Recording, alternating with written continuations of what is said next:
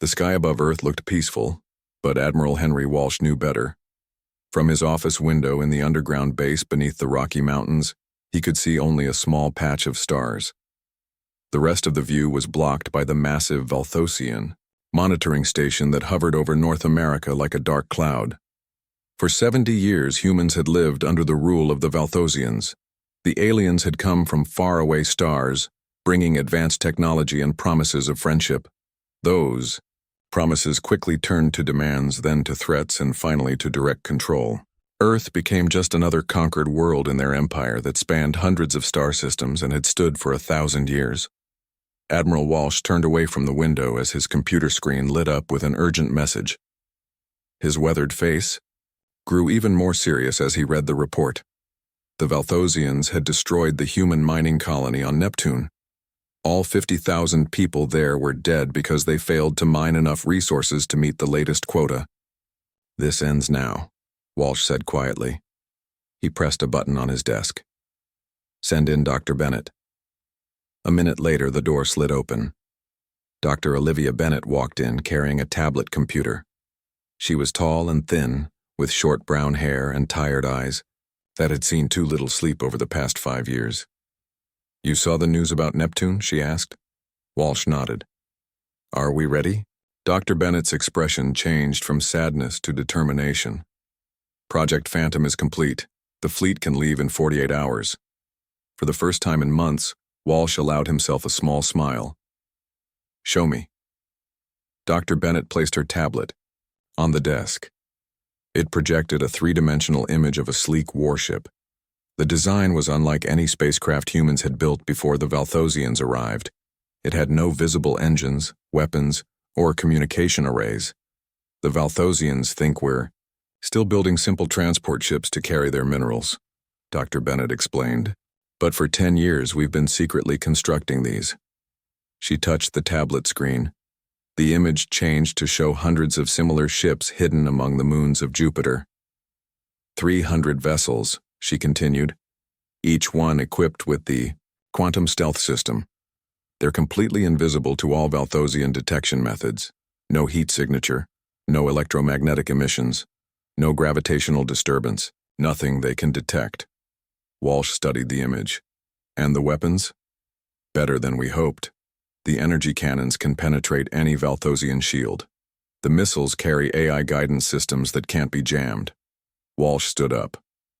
"I need to speak with Captain Reeves. Is she at the Jupiter shipyard?" Dr. Bennett nodded. "She's preparing the Silent Dawn for its first official mission." The communication screen on the wall activated. Walsh entered a secure code, and after a moment, the face of Captain Samantha Reeves appeared. She was younger than Walsh by 20 years, but her eyes held the same controlled anger. "Admiral," she said, "I was about to call you about Neptune." "I know, Captain. The time has come. Is Silent Dawn ready to lead the fleet?"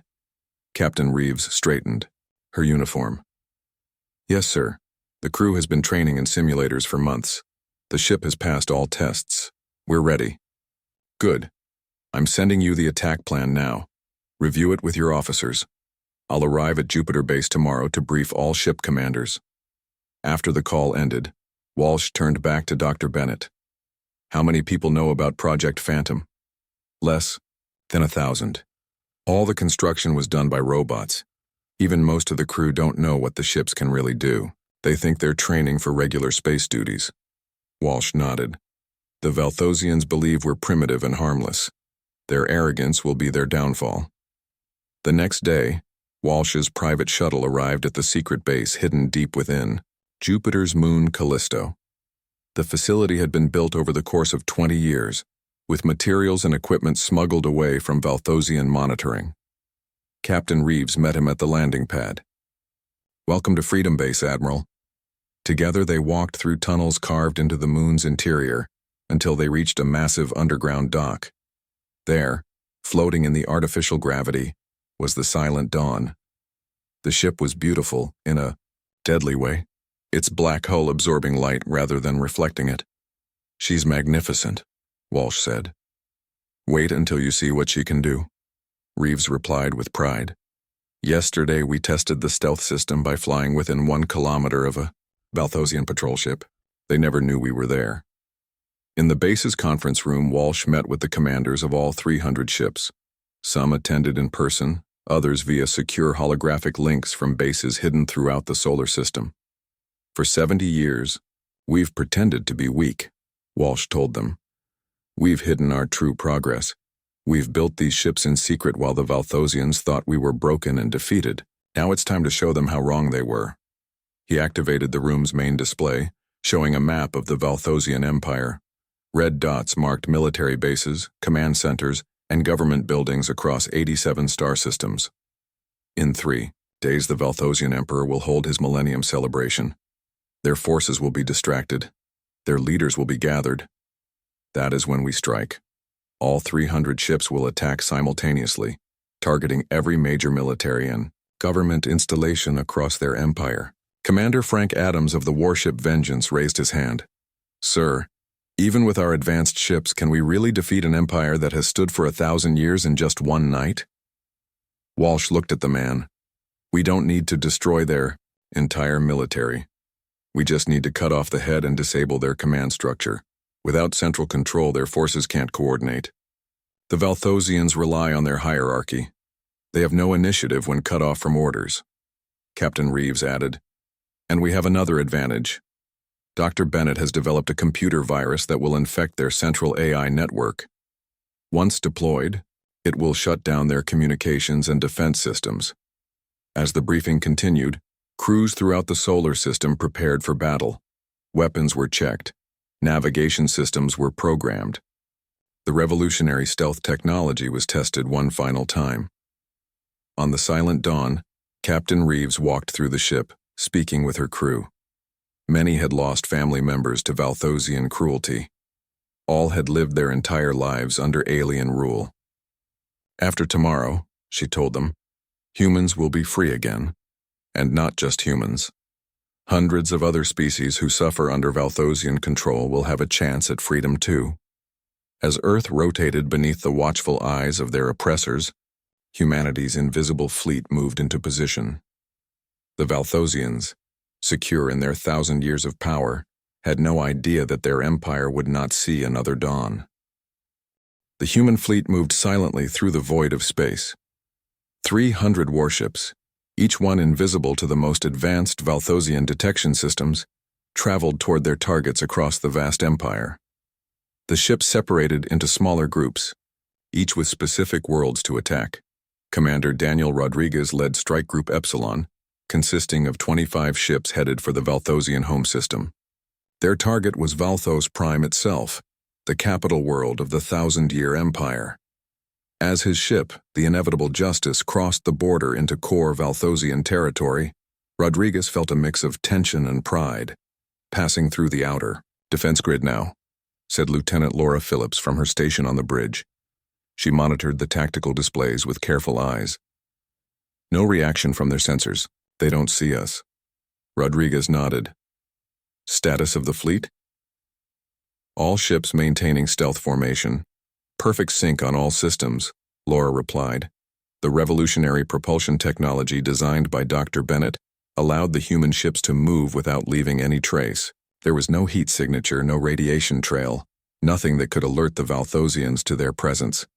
The ships traveled between the stars like ghosts. On the view screen, Rodriguez could see a massive Valthosian battle station. The structure was larger than Earth's moon, bristling with weapon ports and surrounded by a fleet of warships. The aliens had built it to protect the approach to their home system. Now, 5 human ships glided past it undetected, just a few kilometers from its sensor arrays. Look at that arrogance, Rodriguez said quietly. 1,000 years of victory made them believe no one could ever reach them. His second in command, Lieutenant Stephen Harris, stood beside him. The Valthosians conquered my hometown when I was 7 years old. They executed anyone who resisted. My father died that day. Rodriguez placed a hand on the man's shoulder. Tomorrow, your father gets justice. Meanwhile, the Silent Dawn led another strike group toward Moravi's third, where the Valthosian military headquarters coordinated operations across half the Empire. Captain Samantha Reeves studied the holographic display of the target planet. Approach vector locked in, reported Lieutenant Kevin Martinez. We'll reach optimal firing position in 4 hours. Reeves nodded. Maintain stealth protocols, no communications, except emergency quantum bursts. She walked to the window and looked out at the stars. Somewhere out there, hundreds of other human ships were also moving into position. The plan depended on perfect timing and complete surprise. In her quarters during a short break, Reeves opened a small metal case and removed an old photograph. It showed her and her brother as children, before the Valthosian invasion. Her brother had died in the labor camps 10 years ago, worked to death mining rare minerals for Valthosian technology. Soon, she whispered to the image. Back on the bridge, Martinez called her attention to a new development. Captain, we're picking up increased communication traffic. The Millennium celebration appears to be starting early. Reeves studied the data. Can we interpret any of it? Our AI is translating. It seems Emperor Valthos IX is making a special announcement. Something about a final solution to the human problem. Reeves felt cold. Send this to Admiral Walsh, immediately. Aboard his command ship near the edge of Valthosian space, Admiral Walsh received the transmission. He quickly called an emergency meeting with Dr. Bennett and his strategic team. The Valthosians are planning to eliminate Earth completely, he told them.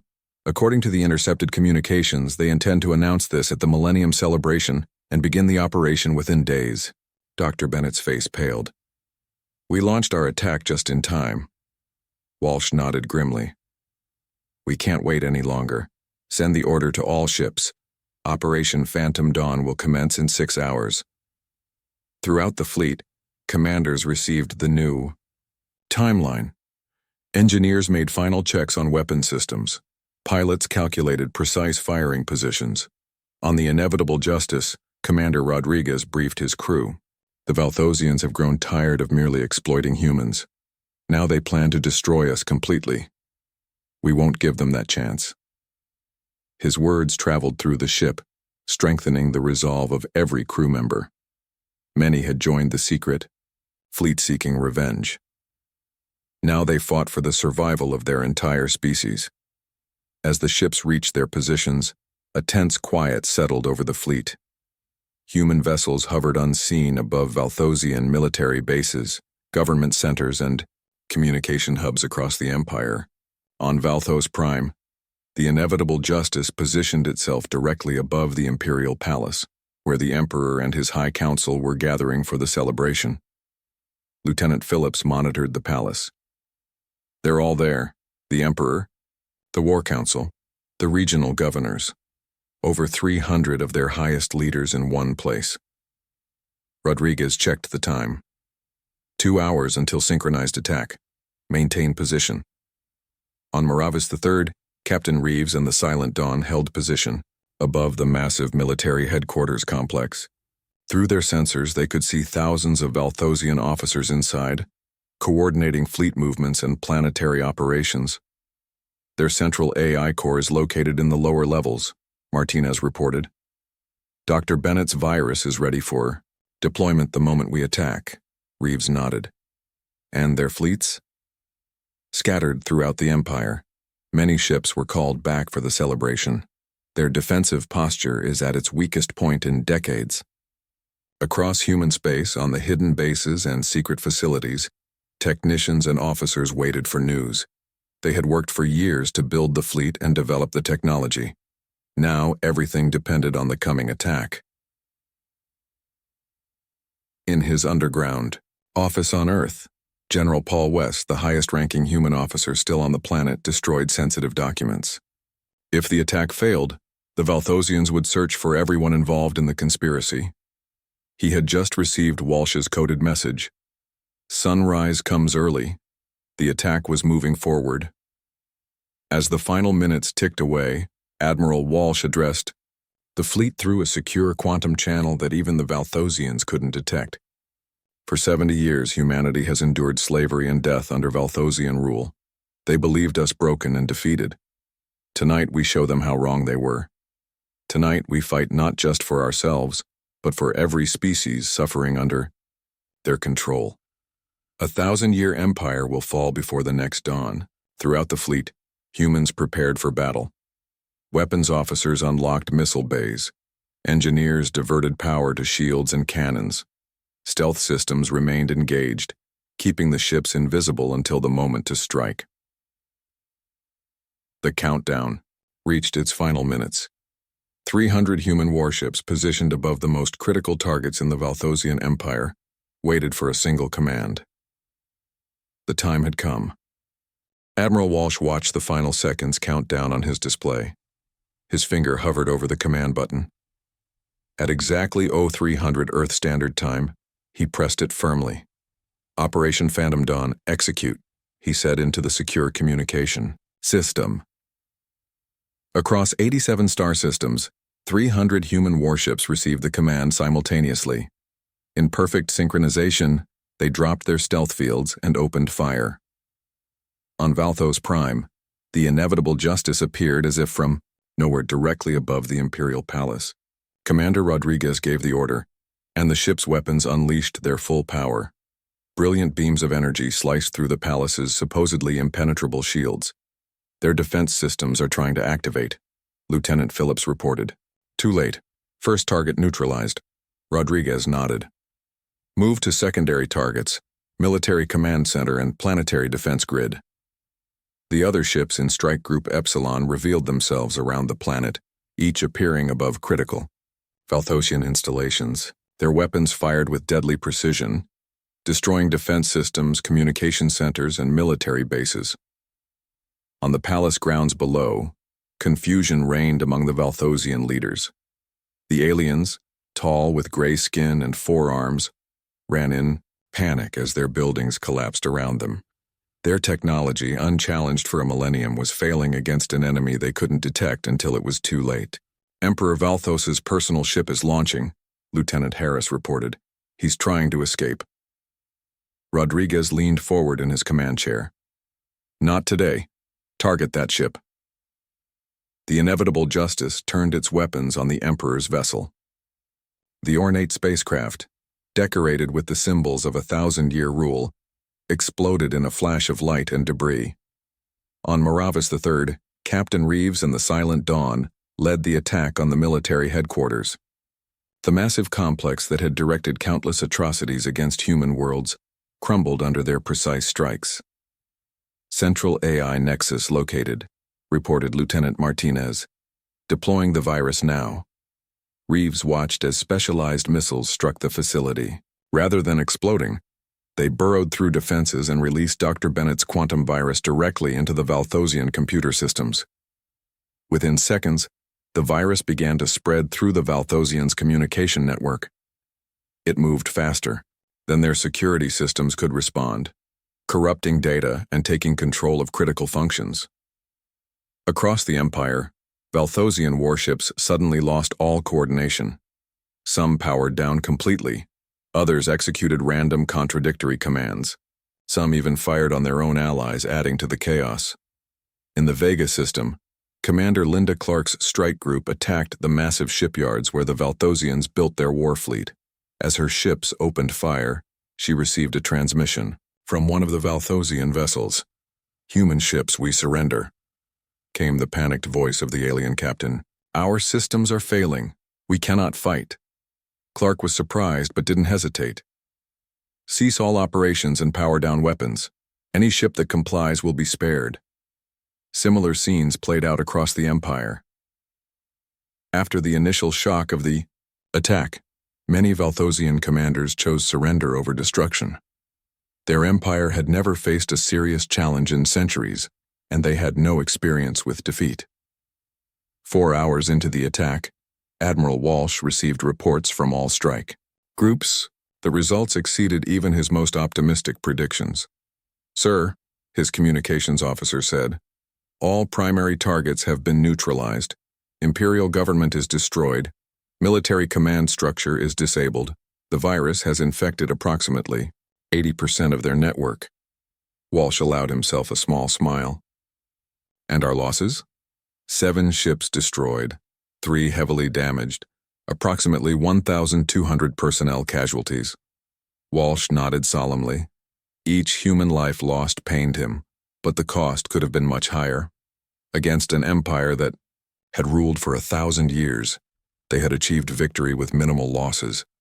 On Earth, the news of the attack spread quickly.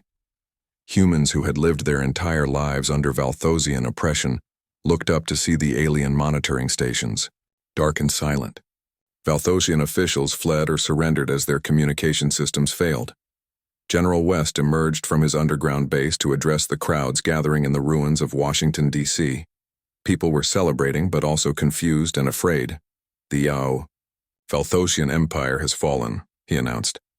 After 70 years of occupation, Earth is free again. The cheers were deafening. Humans embraced each other, many crying with joy and disbelief. Some were cautious, unable to believe that their powerful oppressors could be defeated so completely. How? Someone in the crowd shouted. How did we beat them? Wes smiled.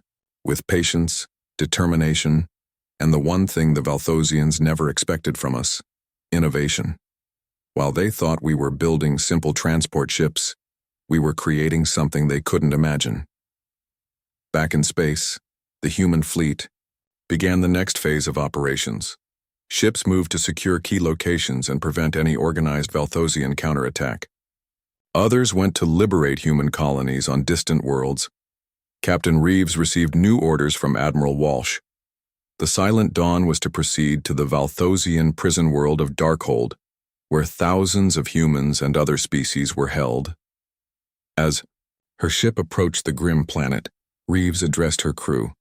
Today we free not just our people, but all those who have suffered under Valthosian rule.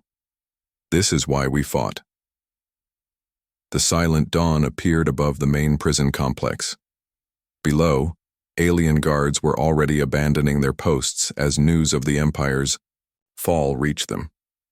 Prisoners looked up in wonder as human ships descended from the sky. On the inevitable justice, Commander Rodriguez received a different assignment. His ship was to secure the Valthosian Central Archives on Valthos Prime. The records there would reveal the full extent of the Empire's activities and help identify any remaining threats. As his team entered the massive archive building, Rodriguez discovered something disturbing. According to the records, the Valthosians had been planning Earth's complete destruction for years. The celebration speech would have announced the final order. Humanity had launched their attack just weeks before the Valthosians would have eliminated Earth entirely. Send this to Admiral Walsh immediately, Rodriguez told his officers. Everyone needs to know how close we came to extinction. Throughout the former Empire, other alien species that had been conquered by the Valthosians began to rise up against their weakened oppressors. Many reached out to the human fleet, seeking alliance and protection. By dawn on Earth, just 12 hours after the attack began, the impossible had happened. The 1,000-year Valthosian Empire had effectively ceased to exist. In a single night, humanity had changed the course of galactic history. 1 week after the attack, Admiral Walsh stood on the bridge of his command ship, looking at the reports coming in from across the former Valthosian Empire. The massive viewscreen showed a map of the galaxy, with hundreds of systems that had been under alien control. Green dots represented areas now secured by human forces. Yellow showed regions in transition. There were very few red dots indicating continued Valthosian resistance. The operation was even more successful than we planned, said Commander Elizabeth Gray, his executive officer. She handed him a data tablet with the latest numbers. Walsh scrolled through the information. Our casualties? Final count is 7 ships lost and 1,218 personnel. Valthosian military losses are estimated at 80% of their total forces. Walsh nodded solemnly. Every human life lost weighed on him, but the victory had been achieved with far fewer deaths than anyone had thought possible. The stealth technology and synchronized strike had worked perfectly. And civilian casualties? He asked. Minimal, sir. Our targets were exclusively military and government installations. We followed the plan exactly, cut off the head of the empire without harming the general population. That had been a key part of the strategy. Walsh had insisted that the attack focus only on military targets and government centers.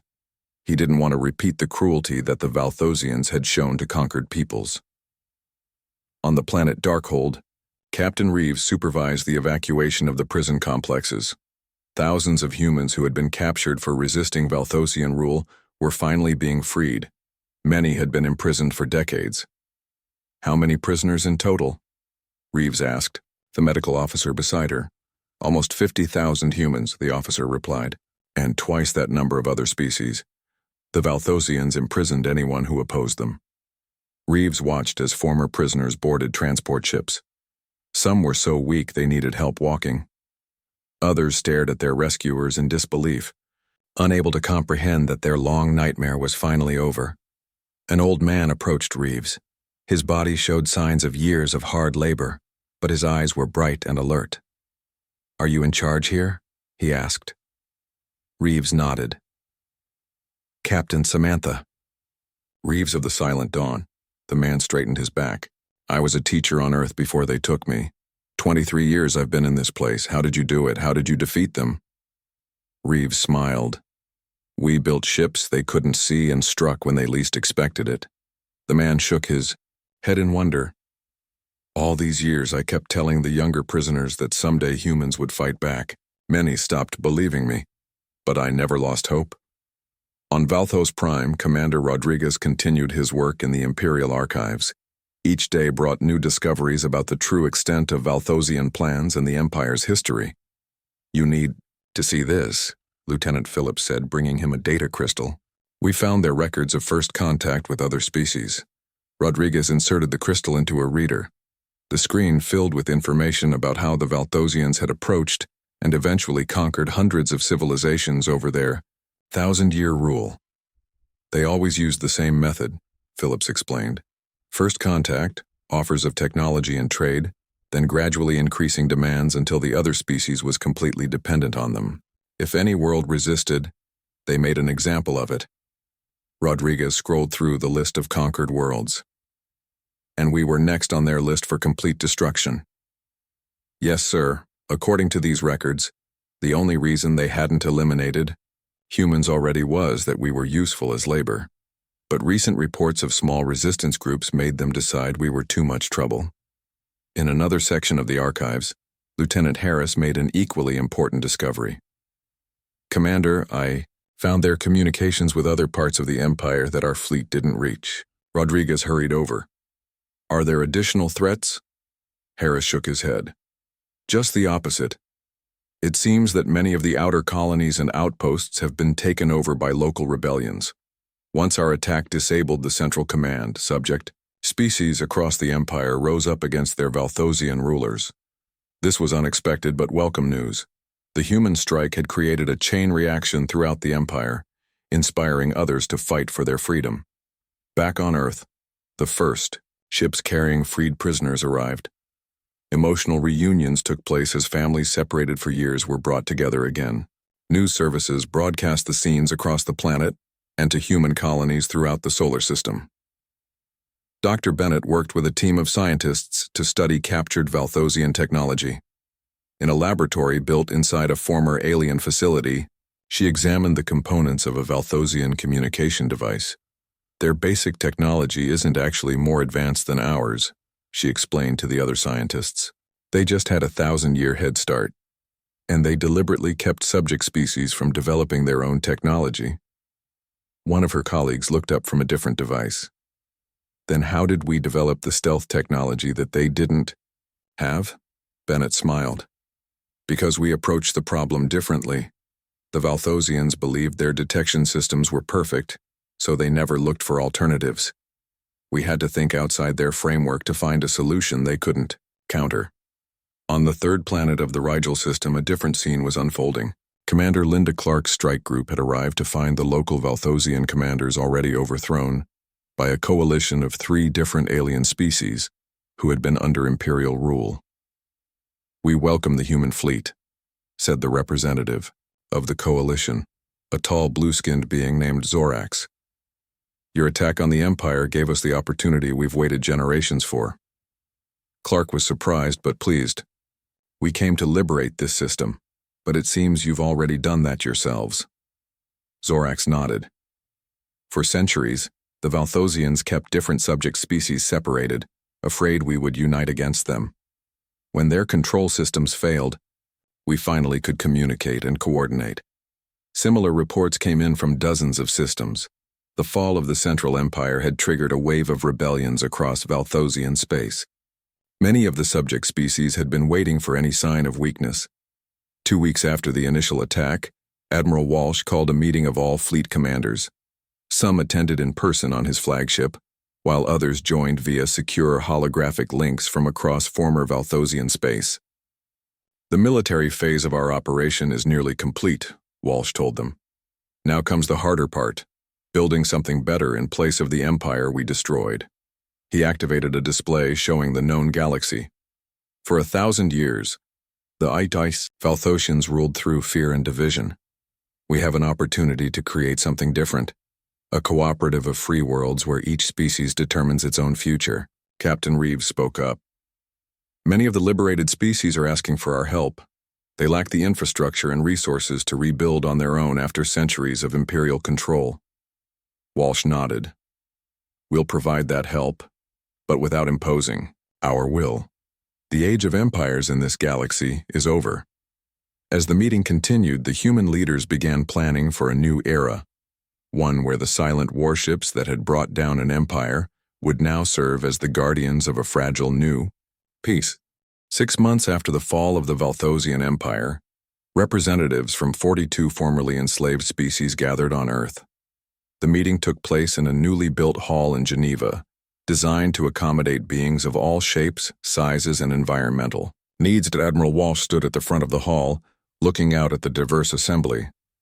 Some delegates had 4 arms like the Valthosians, others had scaled skin or feathers, some breathed different air mixtures and sat in special chambers. Despite their physical differences, they all shared one thing: they had all suffered under imperial rule, and now they were free. "Welcome to the first Galactic Conclave," Walsh said. His words were translated into dozens of languages through small devices each delegate wore.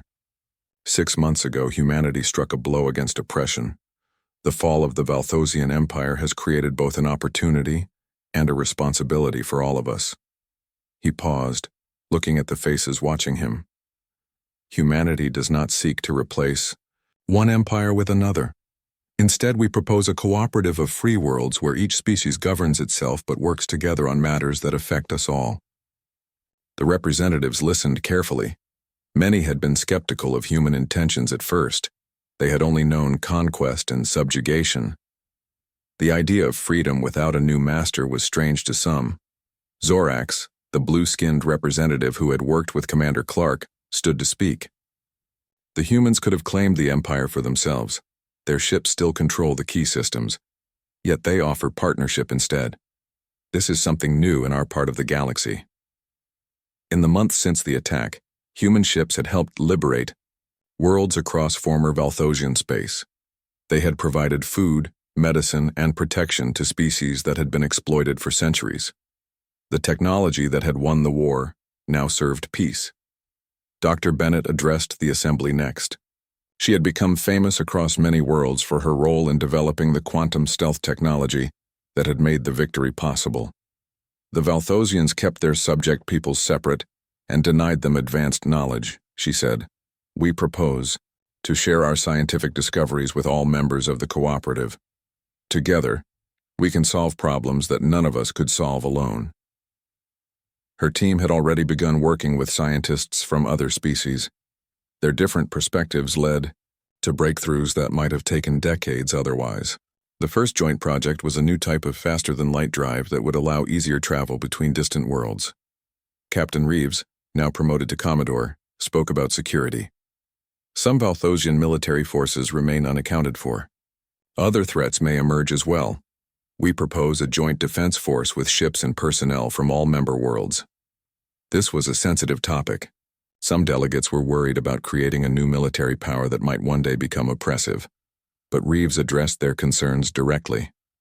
"The defense force will answer to the conclave as a whole, not to any single world or species. Its mission will be to protect, never to conquer. On the edges of former Valthosian space, the remaining Imperial forces had indeed gathered. Some hardline commanders refused to accept defeat, but they were divided and disorganized without the central command structure. Most Valthosian civilians wanted no more conflict and had accepted the new reality. Commander Rodriguez had been tasked with a different challenge. He established what he called the Historical Truth Commission, working to document both the atrocities of the Empire and the cultural achievements of Valthosian civilization. "We must remember the darkness of the past," he told a group of historians from various worlds. "But we should also preserve the knowledge and art that has value. Not everything the Valthosians created was evil." This was controversial. Some wanted to destroy all traces of the Empire that had caused so much suffering. But Rodriguez argued that knowledge itself was neutral. It was how it was used that mattered. In what had once been the Imperial Palace on Valthos Prime, Rodriguez's team discovered a vast library containing scientific knowledge gathered over 1,000 years.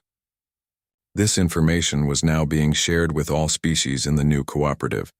Back on Earth, the planet was recovering from decades of Valthosian control. Forests were replanted where alien mining operations had stripped the land. Cities were rebuilt with a mixture of human and alien technology. For the first time in generations, humans looked to the future with hope instead of fear. General West had been appointed Earth's representative to the conclave. He worked closely with representatives from human colonies across the solar system and beyond. "For 70 years we were prisoners on our own planet," he told a gathering of young people at a newly opened university. "Now the stars are open to us not as conquerors, but as explorers and friends." Young humans trained alongside members of other species, learning each other's languages and customs. Some signed up for the joint fleet, while others became diplomats, scientists, or traders. Dr. Bennett continued her research, working with a team that included former Valthosian scientists who had opposed the Empire's policies. Together, they refined the stealth technology and found new applications for it beyond warfare.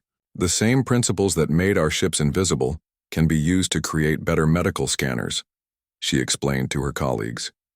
"Technology that helped us win a war can now help us save lives." On the anniversary of the attack that brought down the Empire, a ceremony was held in orbit around Earth.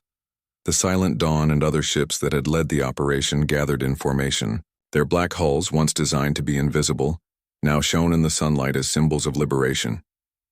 Commodore Reeves stood on the bridge of her ship, watching as delegates from the conclave toured the vessel that had changed history.